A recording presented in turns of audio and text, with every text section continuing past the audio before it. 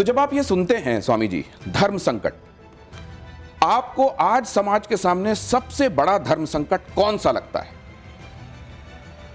देखिए दिनेश जी, मैं केवल एक बात कहना चाहूँगा, धर्म संसार में एक ही है, वो है सनातन, बाकी पंथ है, बाकी पंथ है। तो सनातन धर्म संकट में है, पंथ तो कभी संकट में रहा नहीं, पंथ तो कभी संकट में रहा नहीं। तो धर्म संकट में हमें धर्म की रक्षा करनी है और धर्म को बचाना है। तो ये जो धर्म को बचाना है जब आप कह रहे हैं, और ये कहा जाता है शास्त्र में कि धर्मो रक्षति रक्षतः, अब ये किसकी कितनी रिस्पॉन्सिबिलिटी है? धर्म की कितनी रिस्पॉन्सिबिलिटी है कि वो अपने मानने वालों की रक्षा करे, और मानने वालों की कितनी बड़ी जिम्मेदारी है कि वो धर्म को बचा कर चलें? और धर्म में जब ये कहते हैं कि वो धर्म जो हमेशा परिवर्तन के लिए, सकारात्मक परिवर्तन और सकारात्मक चीज़ों के लिए खुद को खोल कर रखता है, वही धर्म असल में धर्म है और यही सनातन की विशेषता रही है। तो फिर सैक्रोसेंट जो कहते हैं कि इन चीज़ों को सैक्रोसेंट रहना चाहिए, इन चीज़ों को कभी बदलना नहीं चाहिए, वो सैक्रोसेंट क्या खतरे में आती हैं चीज़ें जब बदलाव के लिए हम दरवाजे खोलते हैं? देखिए, जब हम बदलाव की बात करते हैं तो हमें एक चीज़ों का ध्यान जरूर रखना पड़ता है। हम कितने भी सारे शास्त्र को उठाएं, सारे शास्त्र में एक ही बात आता है कि संसार में सबसे बुद्धिजीवी प्राणी अगर कोई है तो वो मानव है। मानव है। मानव को इस बात का ज्ञान है, हमें क्या खाना चाहिए, क्या बोलना चाहिए, किसके साथ कैसा व्यवहार करना चाहिए, किस धर्म को, किस पंथ को, किस परंपरा को, किस नीति से, किस दृष्टि से देखनी चाहिए। तो हर धर्म के लिए, हर धर्म के जो धर्मानुरागी हैं उसके लिए अपना धर्म सर्वोपरि है। तो हर धर्म के जो अनुरागी हैं उनके लिए अपना धर्म सर्वोपरि है, लेकिन धर्म तो सिर्फ सनातन है, बाकी सब पंथ हैं। बहुत सारी बातें ऐसी हैं जिनके बीच का फाइन लाइन है, डिमार्केशन का, बहुत बारीक रेखा, उसको समझने की जरूरत है। समझने में और ज्यादा मदद के लिए हमारे साथ जो विशिष्ट अतिथि हैं उनकी तरफ भी आपको ले चलता हूं।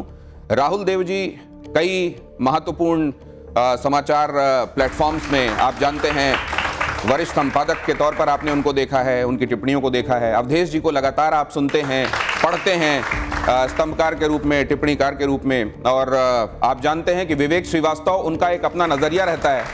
अब वो आप उसको एक थर्ड आई कहेंगे, थर्ड एम्पायर कहेंगे, ये क्या कहेंगे वो आप फैसला कीजिएगा। समीर चौगावकर साहब ये वरिष्ठ पत्रकार हैं और मुद्दों को थ्रेडबेयर समझने में हमारी मदद करेंगे। अभी तक जो बातें कही गई, अब मैं आपकी दाईं तरफ जरा आता हूं। राहुल जी, आपने ये सुना कि धर्म तो एक ही है, वो है सनातन, बाकी सब पंथ हैं, और ये भी आपने देखा कि संकट तो यही है कि किस तरीके से धर्म की रक्षा करते हुए हमको आगे बढ़ना है। ये धर्मो रक्षति रक्षतः, धर्म कितना और मानने वाले उसकी रक्षा करने के लिए कितने, इसको समझाएंगे आप? देखिए, बहुत बड़ा और जटिल विषय है, और आजकल धर्म शब्द का, सनातन शब्द का, हिंदू शब्द का, इनकी जो व्याख्याएं और निर्वचन हो रहे हैं और जो आख्यान बनाए जा रहे हैं वो मेरे लिए बहुत धर्म संकट में डालने वाले हैं, क्योंकि मेरी समझ से, मैं छोटा मोटा विद्यार्थी हूँ धर्म का, ये धर्म नहीं है और न वो सनातन है जिनकी बातें आजकल की जा रही है। सनातन को संकट कैसे हो सकता है? जो सनातन है वो सार्वभौमिक है और सार्वकालिक है, वो अनित्य है, नित्य है वो। तो जो इस सृष्टि का मूल कारण है, जिसके कारण ये सृष्टि चल रही है, वो संकट पे कैसे हो सकता है? पहली बात। और सनातन कहते किसको हैं? हमारे शास्त्रों में ही सनातन किस रूप में इस्तेमाल किया गया है, पहले इसको भी देखना पड़ेगा। ये जो आप कह रहे हैं कि सनातन को संकट नहीं हो सकता, जो तो शुरू से है और आखिर तक रहने वाला है, जो सार्वभौमिक है, उसको संकट कैसे होगा? क्या इसी सोच ने सनातन को बहुत डेंट लगाने का, हम क्या निश्चिंत हो गए इस सोच के आश्रय और इसीलिए सनातन को समस्या हुई? अवधेश जी से जरा ये बात ले लेता हूं मैं। नहीं, देखिए, इस समय हमारे देश में राहुल जी भी हैं, हमारे बड़े भाई की तरह बुद्धिजीवियों का एक वर्ग है जिनको लगता है कि मतलब हमारा उदारवाद इसी में है कि हम उदार दिखते रहें और उदार दिखना भी चाहिए। लेकिन जब 10-10 हजार लोग एक साधारण वाक्य पर FIR दर्ज होने के बाद सिर तन से जुदा के नारा लगा के निकल रहे हैं जगह जगह, और जब शोभा यात्राओं पर, रामनवमी की यात्राओं पर, हनुमान जयंती पर, हिंदू धर्म के प्रथम दिवस पर या प्रतिमा विसर्जन पर हमले हो रहे हो, चारों तरफ पत्थर चल रहे हो, गोलियां चल रही कॉन्स्टिट्यूशन है उसके लिए। और आपका देश इस आधार पर बटा हो, और जहां बटा हो वहां अगर हिंदू धर्म क्या रहा हो। अभी सुनिए, एक शक्ति पीठों का एक सम्मेलन सर, एक इनिशियल रिमार्क ले रहा हूं, इसलिए राहुल सर को भी मैंने बीच में अंतिम लाइन रोका। है। आप अपनी पूरी बात कहिएगा। ये कह रहे हैं कॉन्स्टिट्यूशन नहीं है। नहीं मैं ये जानना, आपने बीच में कॉन्स्टिट्यूशन बोला, ये महत्वपूर्ण बात है। नहीं, अब यहाँ जाना पड़ेगा मुझको आचार्य जी के पास। स्वामी जी, क्या सनातन धर्म में और कॉन्स्टिट्यूशन में क्या विरोधाभास है क्या? क्योंकि वो लोग जो कहीं पर ये कहा जाता है कि सनातन के खिलाफ खड़े हुए हैं, वो कॉन्स्टिट्यूशन की कॉपीज हाथ में लेकर चलते हैं। दिनेश जी, सनातन धर्म ने कभी संविधान को अपने हाथ में लिया ही नहीं। मैं आपको, देखिए, मेरा डिबेट का विषय इसलिए नहीं है क्योंकि मैं धर्म का विषय छात्र हूँ और उपासना का साधु हूँ। उपासना मेरा विषय है। हमारे सनातन धर्म ने कभी संविधान को अपने हाथ में नहीं लिया, कभी संविधान को अपने हाथों में नहीं लिया। हमने संविधान को धर्म जैसा ही स्थान दिया है। हमने संविधान को धर्म जैसा ही स्थान दिया है। धर्मो रक्षति रक्षितः, धर्म की रक्षा करने वाला धर्म से रक्षित होता है, संविधान की रक्षा करने वाला संविधान से रक्षित होता है। ये न त्वया धार मुकुंद बाल तदहम मनसा स्मरामि, यह स्कंद पुराण का श्लोक है। भगवान श्री कृष्ण कहते हैं, मैं सदैव धर्म का पालन करने वाला प्राणी हूँ, हम उनके अनुयायी हैं। महादेव कहते हैं, धर्मः विलंबित मयाः, मैं धर्म का पालन करने में एक क्षण मात्र भी विलंब नहीं करता हूँ। तो मुझे क्या लगता है कि संविधान को लिखने वाले भी सभी धर्म प्राणी सरस्वती के वरद पुत्र थे। हमारे यहाँ सरस्वती को एक मूल स्थान और प्रथम स्थान दिया गया है, इसीलिए धर्म को मानने वाले जो प्राणी हैं वो कभी संविधान को अपने हाथों में नहीं लेते। फिर ये कॉन्स्टिट्यूशन की बात आपने क्यों की? और ये जब कॉन्स्टिट्यूशन में राम दरबार आपको दिखाई देता है जी, तो क्या आता है आपके दिमाग में विवेक जी? नहीं, राम दरबार के अलावा और भी बहुत सारे चिन्ह हैं कॉन्स्टिट्यूशन में और बहुत सारी फोटो हैं, वो एक अकेली फोटो नहीं है। ये तो पहला मिसकंसेप्शन लोगों के माइंड से दूर करना चाहिए। देश सिर्फ हिंदुओं का नहीं है, सबका है, इसमें अनेकों धर्म संप्रदाय हैं। कॉन्स्टिट्यूशन वो गाइडलाइन है जिसके हिसाब से सब लोग अपना अपना धर्म व्यक्तिगत जीवन में पालन करें और शांति के साथ। नहीं तो इसमें कंफ्यूजन किसको है? कंफ्यूजन ये है कि मेरा पहला प्रश्न आपसे ये है, आपका एक स्टेटमेंट है कि असदुद्दीन ओवैसी को प्रधानमंत्री से डरना चाहिए, ये एक इंटरैक्शन में आपने कहा, और आपने कहा डरना भी चाहिए, और डरना इसलिए चाहिए क्योंकि नरेंद्र मोदी प्राइम मिनिस्टर हैं। तो अब ये मेरा ये सवाल है कि कहीं ना कहीं मेरी ये एक निराशा भी है, मेरी एक कंप्लेन भी समझिए कि धर्म गुरु, आपने बहुत अच्छा बोला कि मैं धर्म का नहीं विवेक जी, मुझको एक चीज लगती है। एक सेकंड सर, आप जो कह रहे हैं ना बहुत अच्छी बात कह रहे हैं सर। एक बात मैं आपको बीच में इसलिए रोक रहा हूँ क्योंकि मैं भी इसी देश का रहने वाला हूं जी। एक बात मेरे भी दिमाग में आती है कि जिस तरीके से वो 15 मिनट याद दिलाते हैं, नहीं, पौने 10 बज गए, 10 बजने में 15 मिनट बाकी हैं, अब 10 बजने वाले हैं, ये 15 मिनट जिस तरीके से वो याद दिलाते हैं, कभी देने के लिए वो है ना। नहीं, मैं सिर्फ आपसे पूछ रहा हूं कि ये बात भी आप दिमाग में रख के चलते हैं। आपने केस किया है? मैं आपसे असदुद्दीन ओवैसी ने केस किया है? आपने केस किया है क्या? असदुद्दीन ओवैसी ने केस नहीं किया ना? को लेकर केस किया है? एक मिनट, मैं सिर्फ ये जानना चाहता हूं, सुनिए, अब आप मेरी कि बात, प्रधानमंत्री से डरना चाहिए, आपने केस किया है क्या इस बात को? नहीं, आप सुन लीजिए एक मिनट पहले, मेरा प्रश्न है उसका उत्तर उनको देने दीजिए, गरिमा और बढ़ेगी। मैं तो सिर्फ सप्लीमेंट कर रहा हूं। प्रश्न नहीं होंगे तो धर्म गुरु का ज्ञान आगे नहीं बढ़ेगा। अरे आप भी धर्म संकट में होंगे तो आपको यहाँ से व्यवस्था मिल जाएगी। हाँ, तो मुझे लेकिन ये वाली बात भी दिमाग में रखिएगा। बिल्कुल दिमाग में है। मेरा प्रश्न ये है, ये देश सबका है, ये एक डेमोक्रेसी है, प्रजातंत्र है, राजतंत्र नहीं है, ठीक? इसके अंदर चाहे प्राइम मिनिस्टर हो या प्रेसिडेंट हो या कोई भी हो, हम सारे एक बराबर हैं। हम में कोई ऊपर या नीचे नहीं है, डर की भावना नहीं है। लेकिन आपने अपने स्टेटमेंट में कहा कि असदुद्दीन ओवैसी को डरना चाहिए नरेंद्र मोदी से क्योंकि आखिरकार वो प्राइम मिनिस्टर हैं। ये आपने क्यों कहा? ठीक है, इसका सवाल का जवाब लेता हूं समीर चौगांवकर साहब। नहीं, आप उनको नहीं, मैं ये ले रहा हूं, ये सवाल वो जवाब देंगे, लेकिन उससे पहले समीर चौगांवकर साहब, कहीं ऐसा तो नहीं है कि अगर इन टोटलिटी 360 डिग्री किसी चीज को देखना शुरू किया जाता है तो असल में वो अन्याय हो जाता है? अगर आप किसी एक खास नजरिए से ही चीजों को देखते रहें तो वही सही है, इसीलिए डरना चाहिए वाली बात पर फोकस जरूर है, लेकिन 15 मिनट वाली बात पर फोकस नहीं है, ये जानना चाहता हूं। असदुद्दीन ओवैसी ने नहीं कहा। बिल्कुल बिल्कुल एक एक जान लूं। बिल्कुल। देखिए विवेक जी कह रहे हैं देश सबका है। हाँ। ये देश उन सबका है जो इस देश के जंगल जमीन जानवर को अपना मानते हो, इस देश की मातृभूमि से प्यार करते हो और इस देश की सफलता की कामना करते हो। जो लोग इस देश में रहते हैं और इस देश के खिलाफ साजिश करते हैं या जो साजिशकर्ता जो बाहर से आक्रमणकारी आते हैं उनका सहयोग करते हैं, मुझे लग रहा है उन्हें अपना ये देश कहने का हक नहीं है। और ओवैसी तरीके के लोग जिस तरीके की भाषा का इस्तेमाल करते हैं, जिस तरीके से वो बताने की कोशिश करते हैं कि हिंदू धर्म के खिलाफ, और अभी तो उन्होंने हैदराबाद में एक बयान दिया था कि रजाकार सेना का बनाने का वक्त आ गया है, 15 मिनट की वो बात करते हैं। जिस तरीके से ओवैसी देश के मुसलमानों को भड़काने का काम कर रहे हैं और अभी जिस तरीके से लगातार मैं चाहूंगा जरा, क्योंकि ओवैसी प्रसंग छिड़ा है तो ओवैसी वाली एक बाइट जरूर तैयार रखिएगा, लेकिन मैं आपको थोड़ा कष्ट देता हूं, आप यहां पर आएंगे प्लीज। अच्छा, मुझे आना है। ये निवेदन इसलिए क्योंकि कुछ चीजें यहां आपको दिखाकर और आपसे बातचीत करना चाहता हूं मैं। अब जरा यहां पर देखिए, और धर्म संकट में बहुत महत्वपूर्ण बातें हैं जो मैं आपके सामने रखना चाहता हूं। एक लाइन में आपके दिमाग में क्या आता है जब आप ये चेहरे देखते हैं? अब ये अमेरिका के नए राष्ट्रपति होने वाले हैं, चीजें सकारात्मक रूप से बदलती दिखाई देती हैं आपको विश्व में? सबसे महत्वपूर्ण देश के महत्वपूर्ण व्यक्ति ये बने हैं। मुझे लगता है, लोगों को लगता है कि सकारात्मक दिख रहा है, पर मेरा भाव ऐसा नहीं है। मेरा भाव ऐसा नहीं है क्योंकि इनके अंतःकरण में जो मौलिक धर्म है उसमें परिवर्तन नहीं आ सकता है। लेकिन कंपैरेटिवली अगर तुलनात्मक रूप से आप देखें तो स्थितियां बेहतर हैं क्या? हाँ, पीछे से वर्तमान में अच्छे होंगे। अच्छा, अगला चेहरा दिखाइए, बहुत जल्दी दिखाइए क्योंकि वक्त भी कम है। क्या विचार आचार्य जी के हैं जब ये चेहरा वो देखते हैं? बिना पक्ष लिए अहिल्याबाई होलकर के बाद देखिए, मैं तो धर्म का आचार्य हूँ, परंपरा का भी आचार्य हूँ और समाज का भी पोषण ठीक है करने का प्रयास करता हूँ। घरों घरों में जाकर के बिना याचना उनको जो कुछ दिया जा सकता है वो देने का प्रयास करता हूँ।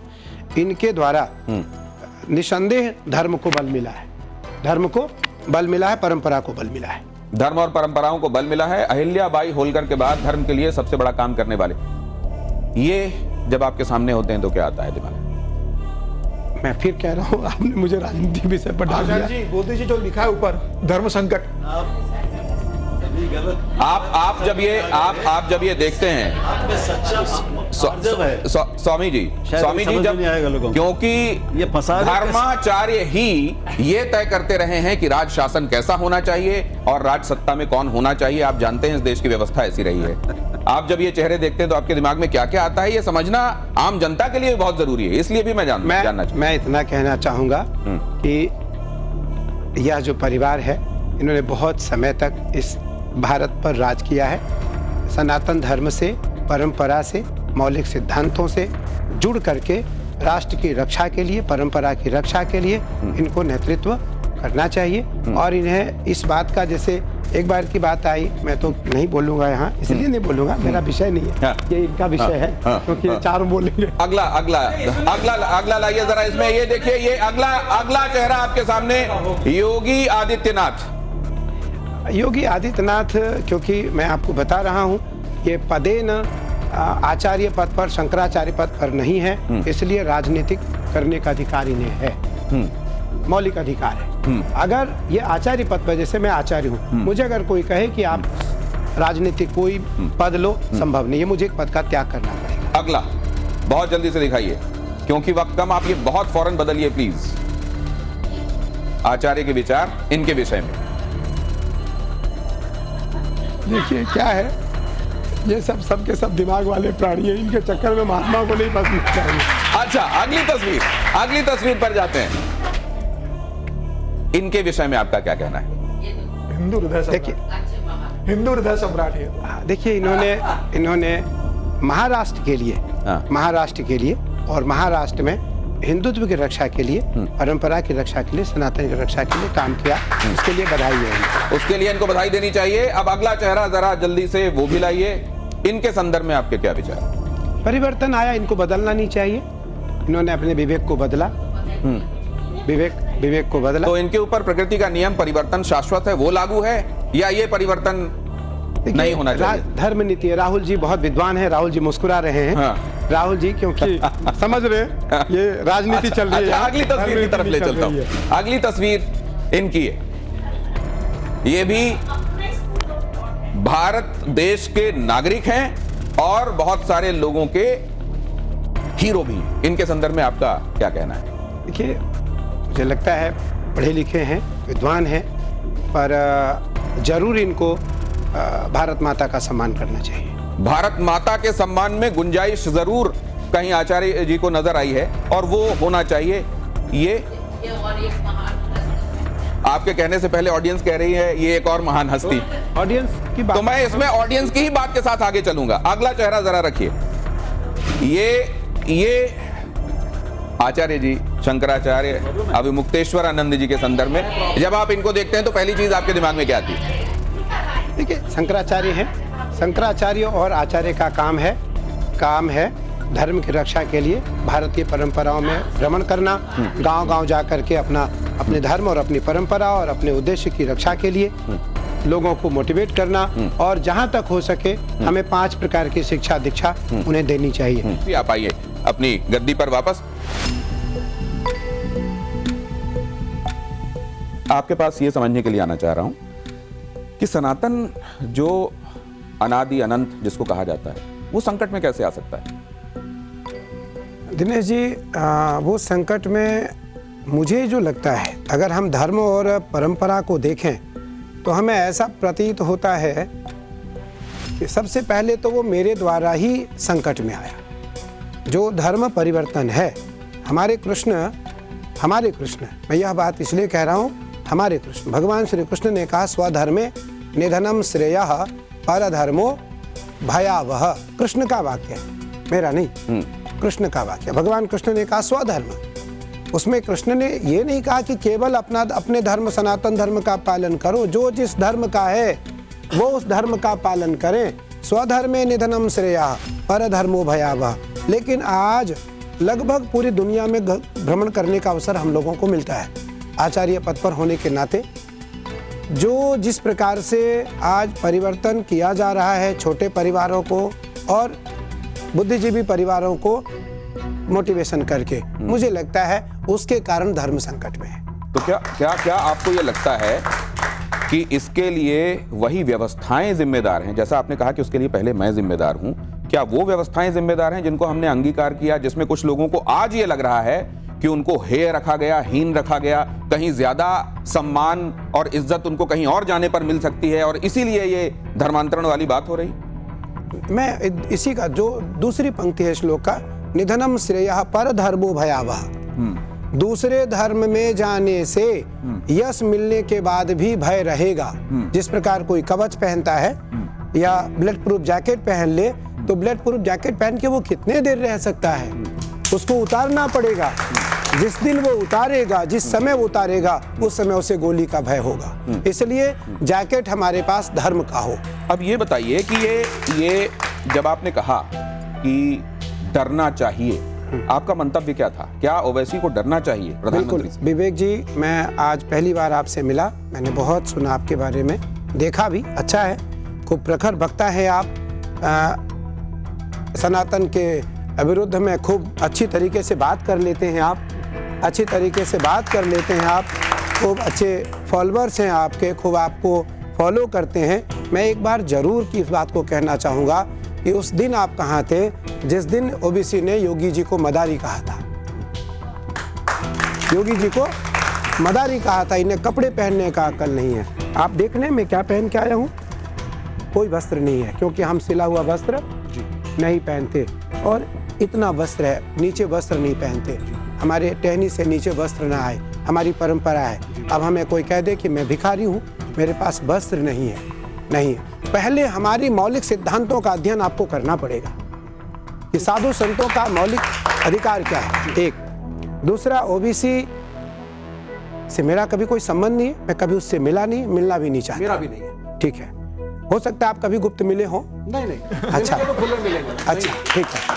तो विवेक जी, उस व्यक्ति ने सनातन को उतनी गालियां दिया जी, उतने अभद्र टिप्पणी किया, मुझे जो प्रतीत है जी, मुझे लगता है संसार में उतनी टिप्पणी, उतनी अभद्र गालियां संसार में किसी ने भी सनातनियों को नहीं दिया होगा। मुझे लगता है उस समय आपका एक पिटीशन कोर्ट में क्यों नहीं गया कि मैं भी इस भारत में रहता हूं, मैं भी इस भारत में रहता हूं।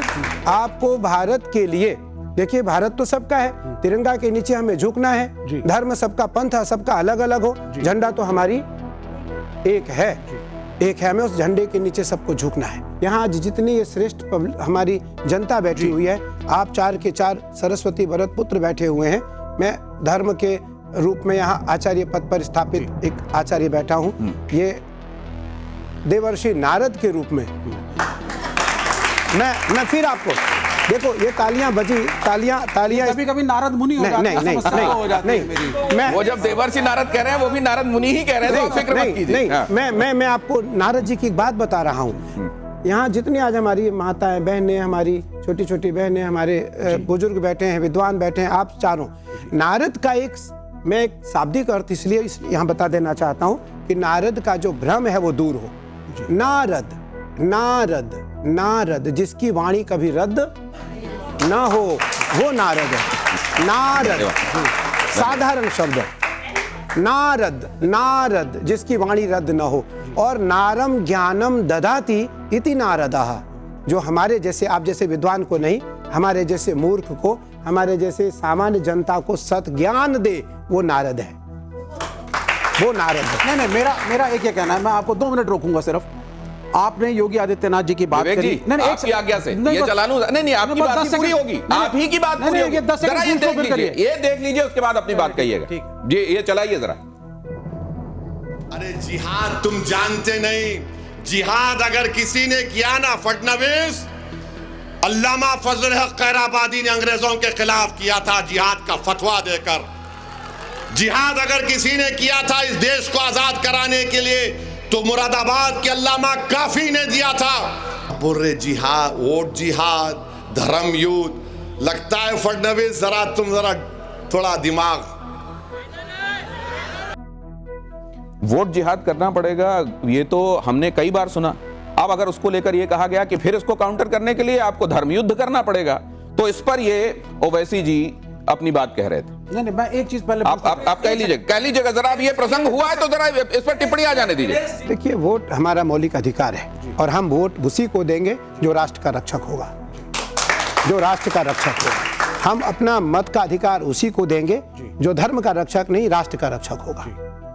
धर्म का रक्षक अलग अलग हो सकते हैं, आप अलग धर्म के हो सकते हैं, मैं अलग धर्म का हो सकता हूं, आप अलग धर्म के हो सकते हैं, लेकिन राष्ट्र सबका है। जो राष्ट्र की रक्षा, राष्ट्र में सर्वोपरि कौन है? गंगा, गाय, मानवता, मौलिक सिद्धांत और राष्ट्रीय परंपरा, राष्ट्रीय ध्वज। इन 5 के प्रति जिसका समर्पण होगा वो वोट का अधिकारी है। देखिए, इससे ये जो कहा जा रहा है, इससे किसी का अहित नहीं होता, बल्कि इससे किसी का अगर होगा तो मंगल ही हो सकता है। लेकिन 2014 से पहले, 2014 के बाद और आगे सनातन आपको कैसा दिखाई देता है? देखिए, राहुल जी बहुत बड़े पत्रकार हैं, मैंने सुना है इनके बारे में, पर मैं एक बात बताना चाहूँगा कि आज जो हमारी चिंता का विषय है वो ये है बेटी रोटी और चोटी। बेटी रोटी और चोटी। आप हमें बताएं, जो जाति की बात आती है तो जाति तो हमारे यहाँ वेद की परंपरा है। एक मंत्र है, ब्राह्मणों से मुखम आसित बाहु राजन्या कृता उरु तदस्य जात वैदा। तो भगवान के अंग से ही चारों की उत्पत्ति है, ब्राह्मण, क्षत्रिय, वैश्य और शूद्र। हमारे यहाँ अलग नहीं माना गया इसको, हमने अलग इसको दिया ही नहीं कभी।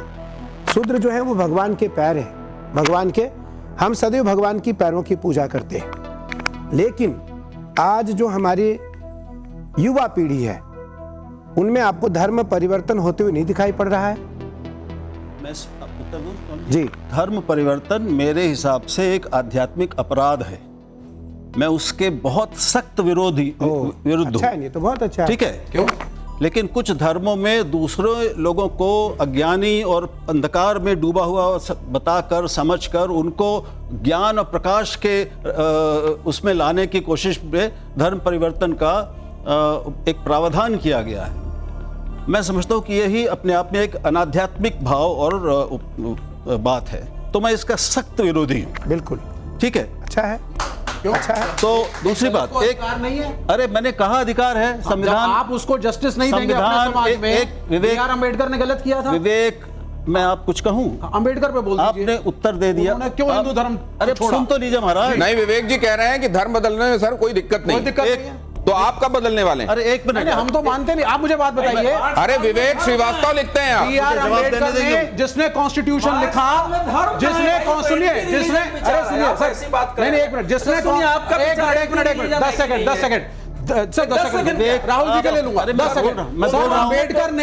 अम्बेडकर ने हिंदू धर्म त्यागा, बौद्ध धर्म अपनाया, क्योंकि उनका कहना था कि दलितों को इस धर्म के अंदर जस्टिस नहीं मिलेगा। आप कह रहे हैं कि कन्वर्जन नहीं करना चाहिए, वो आध्यात्मिक है नहीं। अब आप इस पे बोलिए।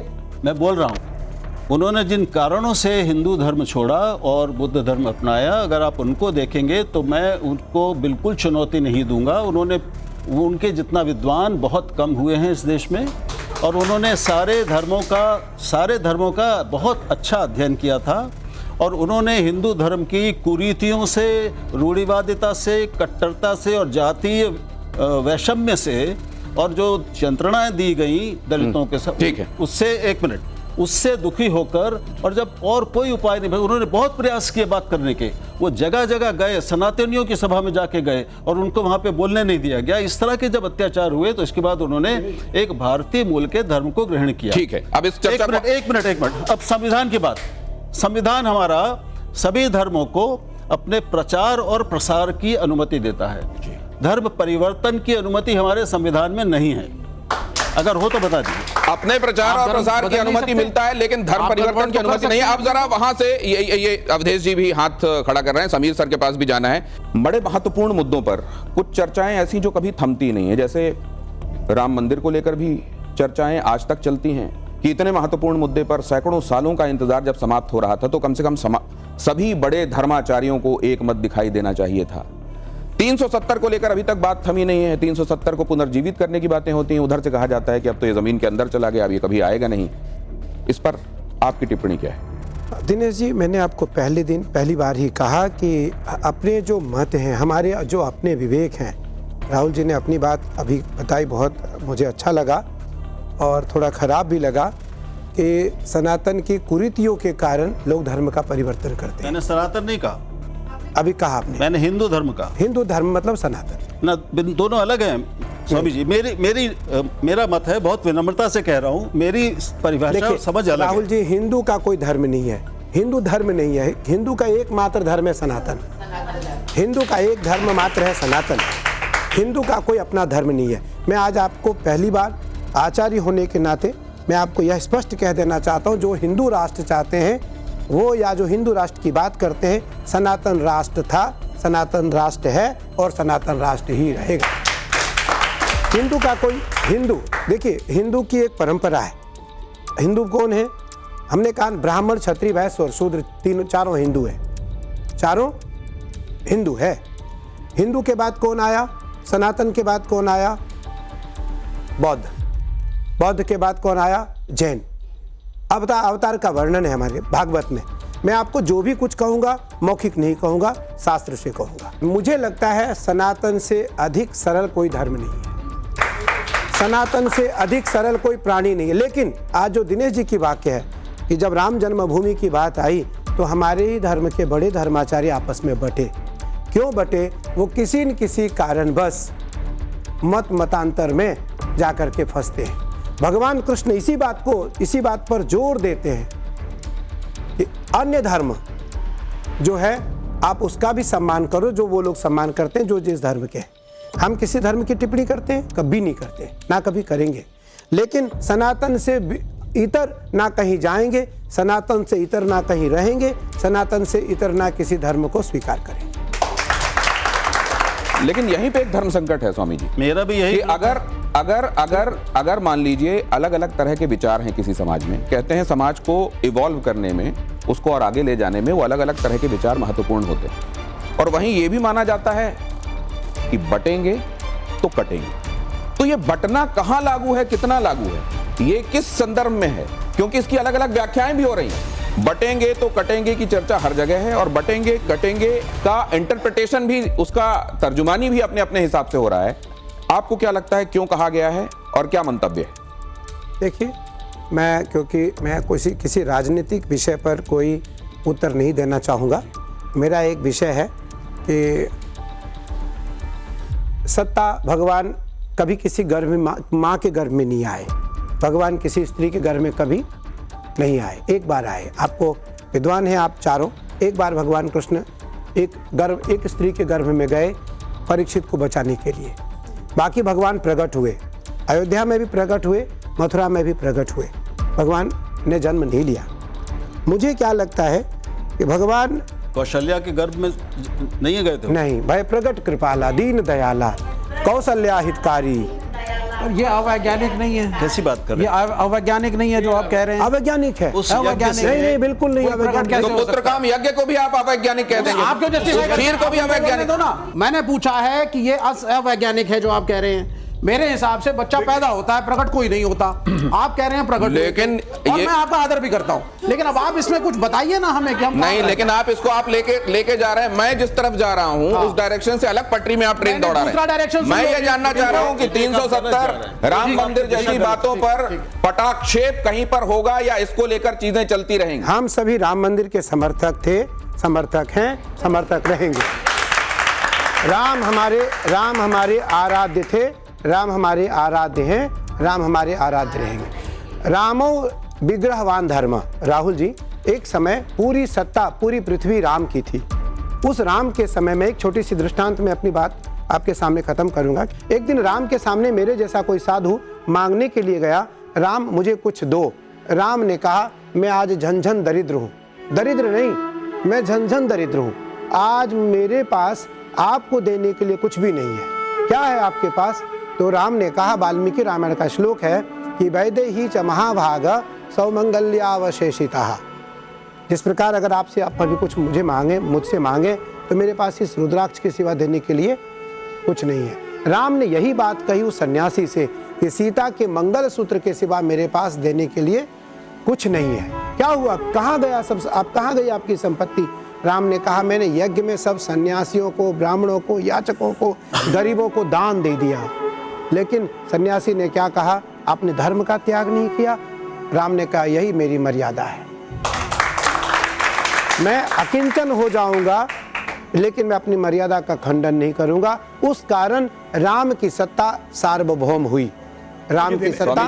स्वामी जी, दिनेश जी, आपने माला का जिक्र किया तो एक बात मैं जानना चाहता हूं। समीर जी भी आपसे कुछ पूछने के लिए उद्यत हैं कि जब आप अंबानी के यहाँ शादी में गए तो आपने आशीर्वाद दिया और माला भी दी, एक विशेष माला। बहुत सारे लोग कहते हैं कि देखिए, अंबानी जी ने बुलाया तो तमाम बड़े बड़े धर्माचार्य उनके पास चले गए।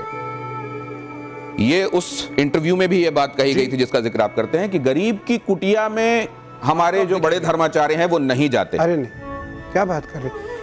पहली बार अमीर में गए, बाकी गरीब में ही जाते हैं।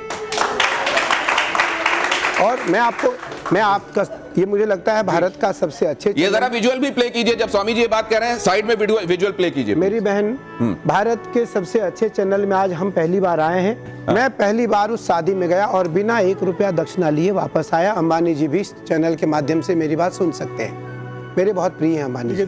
मैं दोनों बच्चों को एक एक रुद्राक्ष की सुंदर माला बना करके भगवती को स्पर्श कराकर, महादेव को धारण कराकर दोनों बच्चों को मैं धारण करवाया। और कोई भी सन्यासी बिना 1 रुपया दक्षिणा लिए आया, हम लोगों ने कोई विदाई वहां से नहीं ली। इसलिए नहीं ली क्योंकि मैं वहां आशीर्वाद देने गया था, लेने नहीं गया था। पूंजीवाद को आशीर्वाद देने में क्या फायदा? समीर सर, बिजनेसमैन है, विवेक जी, पूंजीवाद है, जो टैक्स समीर जी और अमरेश जी प्लीज। नहीं, धर्म को ये तो मर्यादा रखनी विवेक जी प्लीज, विवेक जी प्लीज, समीर जी। दिनेश जी, विवेक जी जैसे लोग बार बार हिंदू धर्म पे इसलिए आक्रमण करते रहते हैं, इसलिए प्रश्न उठाते रहते हैं। बता रहा हूँ क्यों प्रश्न उठा रहे हैं, क्योंकि हिंदू धर्म बहुत सहज सरल है और बहुत धैर्यवान है, बहुत पैशन से। ये उस धर्म पर प्रश्न नहीं उठाएंगे जहाँ कहते हैं सर तन से जुदा, जहाँ नारायण की बात है वहां बात नहीं करेंगे। नहीं, ये बात मेरे समझ में नहीं आती कि सबको एक दूसरे के लिए समान भाव से उसकी भावनाओं को लेकर सेंसिटिव क्यों नहीं होना चाहिए। मैं ये जरा नुमानी साहब ने क्या कहा, जरा इसको प्ले कीजिए। ये जो आप एक तरफा, ये जो सेलेक्टिव है कि एक तरफ से तो उदात्त और बड़ा उदार हिसाब किताब रहे और दूसरी तरफ से संकीर्ण सोच चलती चली जाए और उसको गले लगाते रहे लोग, ये क्यों होना चाहिए? जरा देखिए यहाँ क्या कहा जा रहा है। मुझे मालूम है लोकसभा के इलेक्शन में आपके कुछ लोगों ने बीजेपी का साथ दिया था, ऐसे लोगों का हुक्का पानी बंद होना चाहिए, ऐसे लोगों का सोशल बाइकआउट होना चाहिए। मस्जिदों पर बुलडोजर चलाने वालों का तुम साथ दे रहे हो। कह दो कि हमारा नाम अब मुसलमानों का नाम नहीं है, हम आज से घनश्याम दास हैं। तो अगर किसी मुसलमान ने भारतीय जनता पार्टी को वोट दे दिया तो उसका हुक्का पानी बंद होना चाहिए। इसको क्या कहा जाना चाहिए? एक घटना का जिक्र करता हूं, ये कैसे वोट जिहाद की बात करते हैं। अभी लोकसभा चुनाव हुआ था 2024 का, धुलेख सीट है लोकसभा की।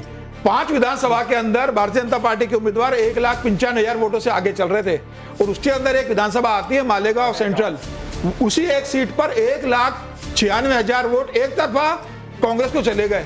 ये वोट जिहाद है और भारतीय जनता पार्टी का उम्मीदवार 3.5 वोटों से हार गया। नहीं, ये तो उससे भी व्यापक है, ये तो उससे भी व्यापक है कि अमुक पार्टी को अगर वोट दे दिया तो इनका सोशल युद्ध नहीं है। एक सेकंड, आप जब राम मंदिर पे वोट मांगते हैं तब वो वोट जिहाद नहीं। वो देखिए ऑडियंस क्या कह रही है। विवेक जी, आप हिंदू धर्म के सबसे बड़े दुश्मन है, ये कह दिया किसी का नहीं, लेकिन मुझको इधर चर्चा में आने दीजिए।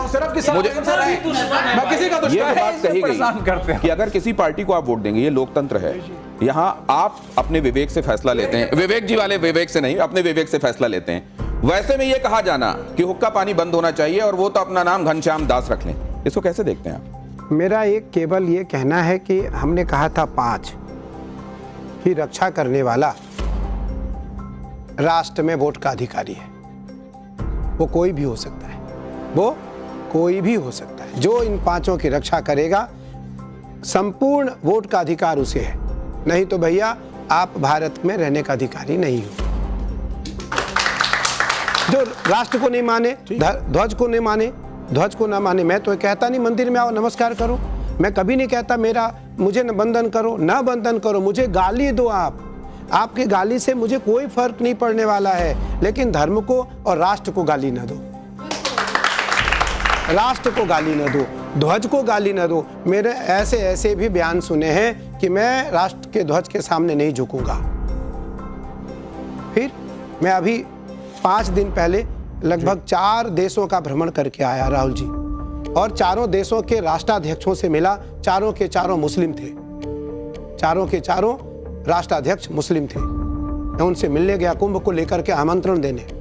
4 ने क्या कहा, स्वामी जी मैं मुस्लिम हूँ, मेरे आने से कोई आपत्ति तो नहीं है। हमने कहा आप मुझे अंदर से बताओ क्या चाहते हो। बोले मैं मानता हूँ आपको। 4 की बात है, 4 का वाक्य है, और 4 उस देश के मालिक हैं। 4 ने कहा मैं आपको मानता हूँ। हमने क्यों मानते हो आप? बोले संसार में मैंने पहला एक साधु देखा है जो 35 वर्षों से महादेव की एक आसन से 22 घंटे साधना करता है। ये जरूर आपको देखना चाहिए। इसके करोड़ों करोड़ लोग इसको देख चुके हैं, और उस आसन में लगातार बैठे हुए महादेव का लगातार अभिषेक करते हुए स्वामी जी को जब लोग देखते हैं तो आश्चर्यचकित भी होते हैं। और उसके बाद जब स्वामी जी उठते हैं, क्योंकि इतनी देर तक लगातार बैठे रहने की वजह से पैर में आप जानते हैं राहुल जी ये वीडियो है, ये देखिए जरा, और ये 35 वर्षों से इस जीवन का है, इस जीवन का। देखिए ये मेरी आस्था है, इस पे आपको हाँ ये मेरा विषय है। और मैं महादेव, देखिए मेरा जन्म डिबेट के लिए नहीं हुआ, फिर मैं बता रहा हूँ, मेरा जीवन तो इसके लिए हुआ है। लेकिन अच्छा है मुझे आज यहाँ आना हुआ और आपसे मिलना हुआ। मुझे इन 4 राष्ट्राध्यक्षों ने अभी कहा, 4 देशों के मालिक ने कि स्वामी जी मैं मुस्लिम से हूँ, आपको मानता हूँ। क्यों मानते हो आप? हम वहाँ 4 लोग थे, एक मैं, एक उस देश का वो मालिक और एक मेरा शिष्य। हम 4 लोग थे। 4 के बीच में 4 ने कहा कि स्वामी जी हम आपको मानते हैं। क्यों मानते हो आप? बोले आपके आने से हमारा देश का कल्याण हो सकता है, हमारा देश आबाद हो सकता है। स्वामी जी इस समय मतलब पूजा पाठ तो ध्यान करते ही हैं, लेकिन इस समय जो संकट है, ये लोग तो मानेंगे नहीं, इस समय सीधा संकट है कि इस्लाम ईसाइयत में नहीं है, कि इस्लाम एक ऐसा मजहब है जो विस्तारवाद में विश्वास कर रहा है। भारत के कट्टरपंथी मुसलमानों में, नॉर्मल मुसलमान दाल रोटी में रहता है, उन्होंने देश में एक वातावरण पैदा किया है जो आज़ादी के पहले था कि कांग्रेस हिंदुओं की पार्टी है, अगर हम रह गए यहाँ तो हिंदू, वही ठीक इस समय बीजेपी के बारे में हो रही है। और हम लिबरलिज्म में, ये Sajjad Nomani all India personal law board के ये प्रवक्ता हैं, और ये भाषा बोल रहे हैं कि जो भी बीजेपी को वोट दे हुक्का पानी उसका बंद करो। किसी को अधिकार है, लेकिन अगर वोट को मजहब का विषय बना दिया जाता है अभी मुंबई में एक बैठक हमने देखी है कि वहां ये इमाम है, इमाम साहब बैठे हुए हैं, मौलवी साहब, मुल्ला साहब, वहां शिवसेना के एक नेता उद्धव ठाकरे के बीजेपी क्या हैं करती और वो बोल रहे हैं बीजेपी कि क्या हमने करती है? पिछले चुनाव में हर इमाम ने मस्जिदों से फतवा जारी किया और इस चुनाव में भी हम जारी कर रहे हैं। ये बजब्ता चारों तरफ चल रहा है। अब ये जो स्थिति देश में बना दी गई है, चाहे आपकी शोभा यात्राओं पर हमले होते हैं, गोली मार दिया ऊपर और नीचे आपका झंडा ये ऊपर। रिएक्शन है। सुनिए सुनिए, ये रिएक्शन अरे भाई, आप है। बीच में बहुत बोलते हैं, आप बहुत बोल रहे थे। नहीं, आप नहीं, हिंदुओं का ऐसे बोलिए, डिबेट नहीं होता है। आप हिंदुओं का भी आप बोलिए। पूरे डिबेट को हाईजैक करेंगे। आप मुझे कम्युनल सवाल स्टेटमेंट करना। थोड़ी ना बोलेंगे I am आप। asking from him, आप You पूछ are रहे हो। raising a question on the minorities. Yes. आप मुसलमानों पे फिंगर उठा रहे हैं बिल्कुल, जो कर रहे क्योंकि वो हैं। आसान बनता है। नहीं, वो उठाए। बीजेपी राम मंदिर के नाम पे वोट मांगते हुए क्रिमिनल नहीं है, तो दोनों के बारे में बोलिए फिर आप। इससे उलझूंगा, मेरा नहीं होगा। सुनिए, आप सुनिए, सारा ज्ञान आपके पास नहीं है। नहीं कह रहा। थोड़ा आप सा उस मैं समय इसको से शांत पूरे होने डिबेट देता को हाईजैक कर हूँ, रहे हैं। थोड़ा सा इस टेम्परेचर को कम होने देता हूँ सुनिए, और मेरा स्वामी जी आपसे क्वेश्चन- निवेदन करूंगा मैं। ना दिनेश जी, मेरा क्वेश्चन पूछ लेने दीजिए। मेरा क्वेश्चन उसमें यह है कि जो स्थिति बने उस समय, इस समय के जो देश के साधु संत हैं, इस समय जो देश पर, राष्ट्र पर संकट दिख रहा है, उनका क्या दायित्व है? इस समय क्या करना चाहिए उनको? आम हिंदू समाज को कैसे खड़ा होना चाहिए? कि बोले वोट का विषय नहीं, आज बीजेपी अवधेश जी जो कह रहे हैं उसके आपको सामने रख देता हूं। बांग्लादेश के मुद्दे पर भी बहुत दिनों तक लोगों ने ये उम्मीद की कि साधु संतों की तरफ से, बड़े धर्माचार्यों की तरफ से फौरन रिएक्शंस आने चाहिए। क्या आपको लगता है कई बार धर्माचार्यों की तरफ से भी प्रतिक्रियाएं, सही प्रतिक्रियाएं आने में विलंब होता है? बांग्लादेश इत्यादि पर जो विपदा आती है उसमें हम इसलिए वहाँ जा नहीं सकते, हम मार दिए जाएंगे, हमारी रक्षा नहीं होगी वहाँ। आज हमारे ही देश में, वो तो बांग्लादेश है, मैं अपने देश की बात कर रहा हूँ, मैं नाम नहीं लूँगा। हम जब उन जगहों पर जाते हैं तो हमारी वहाँ कोई सुरक्षा की जिम्मेदारी नहीं लेता है, कोई नहीं लेता है। ना हमें वो कोई गार्ड देते हैं, ना हमें वो किसी प्रकार की कोई वहाँ सुविधा देते हैं। और हमें मालूम है कि वहाँ मारने के बाद भी वहाँ FIR भी नहीं लिखा जाएगा, FIR भी दर्ज नहीं होगा। वो तो बांग्लादेश है। मैं भी जाने वाला था बांग्लादेश, मुझे परमिशन नहीं दिया। अभी दो वर्ष पहले वहाँ एक कार्यक्रम था, उसमें जाना था मुझे।